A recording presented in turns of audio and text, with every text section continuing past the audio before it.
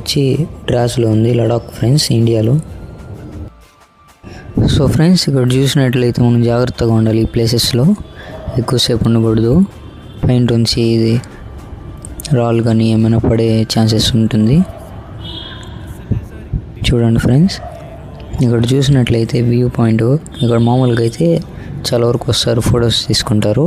ఇంకొక ప్లేస్ కూడా ఉంది ఫ్రెండ్స్, అది చూడండి ఫ్రెండ్స్. ఇక్కడ చూడండి, ఇక్కడైతే బోర్డు ఇచ్చినారు అనమాట.